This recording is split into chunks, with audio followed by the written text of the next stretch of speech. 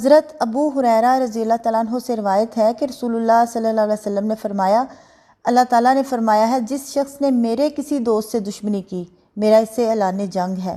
میں نے بندے پر جو چیزیں فرض کی ہیں، ان سے زیادہ مجھے کوئی چیز محبوب نہیں جس سے وہ میرا قرب حاصل کرے، یعنی فرائض کے ذریعے سے میرا قرب حاصل کرنا مجھے سب سے زیادہ محبوب ہے، اور میرا بندہ نوافل کے ذریعے سے بھی میرا قرب حاصل کرتا رہتا ہے، حتیٰ کہ میں اس سے محبت کرنے لگ جاتا ہوں، اور جب میں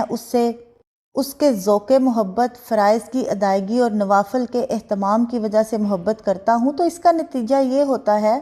کہ میں اس کے وہ کان بن جاتا ہوں جس سے وہ سنتا ہے، اس کی وہ آنکھ بن جاتا ہوں جس سے وہ دیکھتا ہے، اور اس کا وہ ہاتھ بن جاتا ہوں جس سے وہ پکڑتا ہے، اور اس کا وہ پاؤں بن جاتا ہوں جس سے وہ چلتا ہے، اور اگر وہ مجھ سے کسی چیز کا سوال کرے تو میں اسے وہ ضرور عطا کرتا ہوں، اور اگر کسی چیز سے پناہ طلب کرے تو میں اسے ضرور اس سے پناہ دیتا ہوں۔ بخاری کی حدیث ہے۔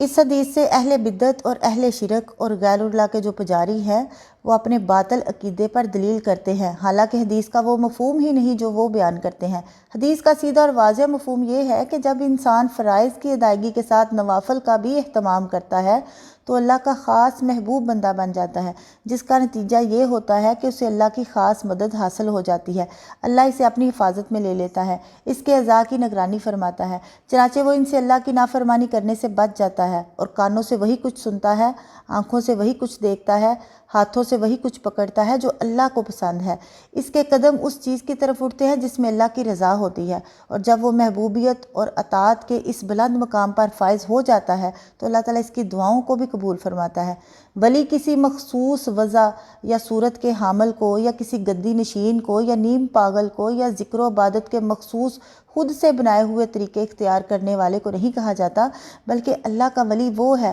جو فرائض اسلام کا پابند ہے، نوافل کا شوقین ہے، اور زندگی کے ہر شعبے میں اللہ کی اطاعت اور نبی صلی اللہ علیہ وسلم کی سنت پر چلنے والا ہے۔ ایسے اولیاء اللہ کی محبت اللہ کی رضا کا، اور ان سے دشمنی، ان سے نفرت و کراہت اللہ کی شدید ناراضگی اور غضب کا باعث ہے۔ نوافل کا اہتمام یقیناً اللہ کے قرب کا باعث ہے، لیکن فرائض و سنت کی پابندی کے ساتھ۔ اگر پہلے فرائض و سنت کی پابندی نہیں ہے تو اس کے بغیر نوافل کی کوئی حیثیت نہیں۔